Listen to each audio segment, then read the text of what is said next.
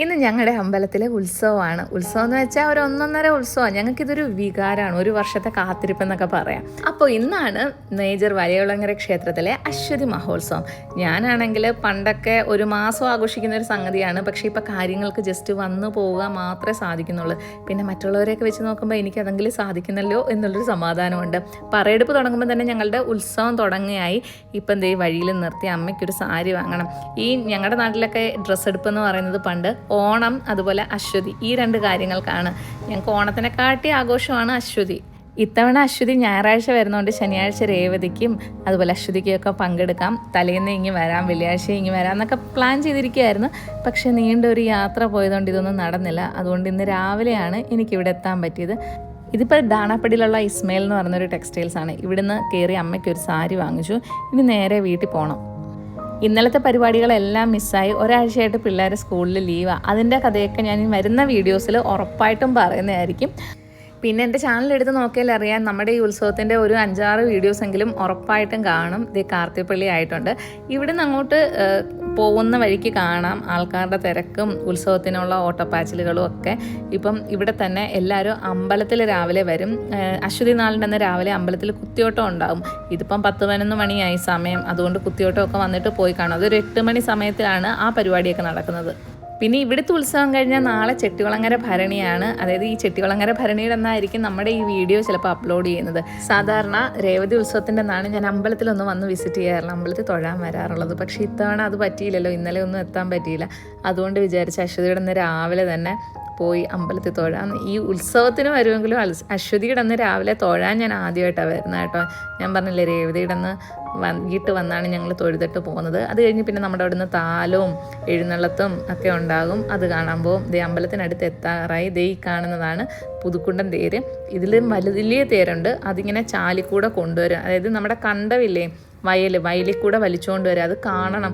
കാരണം ഈ വെള്ളത്തിനകത്തൂടെ എങ്ങനെ ആൾക്കാർ ഇത്രയും പൊക്കമുള്ള തേര് വലിച്ചുകൊണ്ട് വരുമെന്ന് നമുക്കത് കാണുന്നവർക്ക് അത്ഭുതം. കാരണം ഞങ്ങളൊക്കെ കൊച്ചിലേ കണ്ടതുകൊണ്ട് ഇങ്ങനെ കാര്യം നടക്കുമെന്നറിയാം. പക്ഷേ എൻ്റെ കൊല്ലത്തു നിന്നൊക്കെ ഫ്രണ്ട്സൊക്കെ വന്ന് കണ്ടിട്ട് അവർ പറഞ്ഞിട്ടുണ്ട്, ഇതെന്തൊരു അത്ഭുതമാണ്. കാരണം ഈ ചെളിക്കകത്തൂടെ എങ്ങനെ ഇത് വലിച്ചുകൊണ്ട് വരുമെന്ന്. അത് പണ്ട് തൊട്ടേ ഇവിടെ ഉള്ള ഒരു ആഘോഷം. ഇവിടെ ആൾക്കാർക്കൊക്കെ അത് ശീലമായല്ലോ. രാവിലെ തന്നെ ഇവിടെ നല്ല തിരക്കുണ്ട്. അപ്പം ഞാനിനി അധികം സംസാരിക്കുന്നില്ല. ഇവിടെ വരുമ്പം പിന്നെ നമുക്കറിയാവുന്നവരെയൊക്കെ കാണുകയും ഭയങ്കര കാര്യം പറച്ചിലും ഒക്കെ ആയിരിക്കും. അപ്പോൾ ഇത് കഴിഞ്ഞ് അമ്പലത്തിൽ കയറിയിട്ടാണ് വേണം നമുക്ക് വീട്ടിൽ പോകാനായിട്ട്. അതുകൊണ്ട് പെട്ടെന്ന് കയറി ഇറങ്ങാം. ഇങ്ങോട്ട് വന്നപ്പോഴത്തേക്ക് നല്ല തിരക്കായിട്ടുണ്ട്.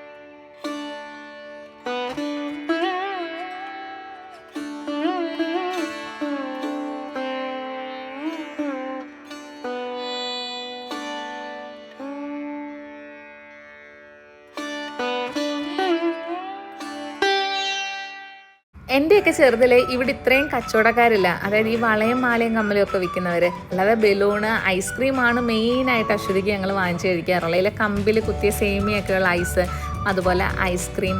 പിന്നെ ഈ വളക്കച്ചവടക്കാരൊക്കെ കുറച്ച് കാണും, ഒരുപാടൊന്നുമില്ല. ഇന്നിപ്പോൾ ഇഷ്ടം പോലെ കമ്മല് കടക്കാരൊക്കെ ഉണ്ടായിരുന്നു. പിന്നെ അതൊന്നും നോക്കാൻ സമയമില്ല. അങ്ങനെ ഞങ്ങൾ പുളുക്കിയിലെത്തി. ഇവിടെ എത്തിയപ്പോഴാണ് അറിഞ്ഞത് ഇന്നലെ ഇവിടെ ഭയങ്കര ഗുണ്ടാവിളയാട്ടമൊക്കെ ആയിരുന്നു. തോക്കെടുത്തെന്നോ വെടിവെച്ചെന്നോ ഒക്കെ കേട്ടത്. അതെന്തായാലും ഉത്സവമായിട്ട് ബന്ധപ്പെട്ട് ഒരു ഇടിയൊക്കെ എവിടെയെങ്കിലുമൊക്കെ നടക്കും. അതെല്ലാ വർഷവും ഉള്ളതാണ്. പക്ഷേ ഇതിപ്പോൾ തോക്കെടുത്തെന്നൊക്കെ കേട്ടപ്പോൾ ഞാൻ ഞെട്ടിപ്പോയത്. ഇതാണ് ഞങ്ങളുടെ പുളുക്കി ജംഗ്ഷൻ. ഇവിടെ വന്നാണ് നമ്മൾ ബസ്സൊക്കെ കയറുന്നത്. ഈ ഒരു സ്ഥലം ഇന്നത്തെ എല്ലാ ന്യൂസ് ചാനലിലും വന്നിട്ടുണ്ട്. കാരണം ഇവിടെ വെച്ചാണ് ഇന്നലെ ഈ ഒരു സംഭവം നടന്നത്. എന്തിനാണോ ആൾക്കാർ ഇങ്ങനെയൊക്കെ വഴക്കൊക്കെ ഉണ്ടാക്കുന്നത്. അങ്ങനെ നമ്മൾ വീട്ടിൽ വന്നപ്പോൾ കിച്ചു ഇവിടെ പ്രസൻ്റ് ആയിരുന്നു. അപ്പോൾ പിള്ളേർ ഡ്രസ്സൊക്കെ മാറി എൻജോയ് ചെയ്യുന്നുണ്ട്. പക്ഷേ പെട്ടെന്ന് തന്നെ പോകണമെന്നുള്ളൊരു വിഷമം മനസ്സിലുണ്ട്. അടുക്കളയിലാണെങ്കിൽ ഓൾമോസ്റ്റ് എല്ലാ കറികളും റെഡി ആയിട്ടുണ്ട്. നമ്മളിന്ന് നോൺ വെജ് സദ്യയാണ്. അമ്പലത്തിൽ ഉത്സവമാണെങ്കിലും നമ്മളിതൊക്കെ കഴിച്ചിട്ടാണ് വൈകിട്ട് കെട്ടുകാഴ്ചയൊക്കെ കാണാൻ പോകുന്നത്. ചിക്കനും മീനും ഫിഷും പിന്നെന്താണ് ഫിഷ് വീണ്ടും പറഞ്ഞു, മോരുകറിയുണ്ട്, അവിയലുണ്ട്, തോരനുണ്ട്. പിന്നെ ഇതെല്ലാം വന്ന് പൊക്കി നോക്കിയിട്ട് ഞാൻ ദേണ്ട ആശാപ്പിയുടെ അടുക്കലോട്ട് പോവുകയാണ്. ഇപ്രാവശ്യം എപ്പോൾ വരുമെന്ന് അറിയില്ല. നല്ല ചൂടുണ്ട്. ഇവിടെ അശ്വതിയുടെ പ്രത്യേകത എന്ന് വെച്ചാൽ നമുക്ക് കറണ്ട് കാണത്തില്ല. നേരത്തെയൊക്കെ ഉച്ചയ്ക്കായിരുന്നു കറണ്ട് പോകുന്നുണ്ടെങ്കിൽ ഇപ്പോൾ രാവിലെ അങ്ങ് പോകും. അതാ ഏറ്റവും വലിയ ബുദ്ധിമുട്ട്. ഈ ചൂട് സമയമല്ലേ, അപ്പോൾ ഫാനില്ലാതെ പറ്റത്തില്ല. എന്തോ അഴുക്കാണോ? ഹായ് കിച്ചുമണി. അശ്വമ്മ ചീര കൃഷിയൊക്കെ നടത്താനായിട്ട്. ഇതെന്താ സമയം കഴിഞ്ഞാണോ ചീര നട്ട്?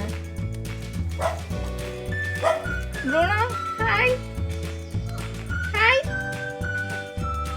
എന്താടാ തണലത്ത് പോയി കിടക്കുവാണോ?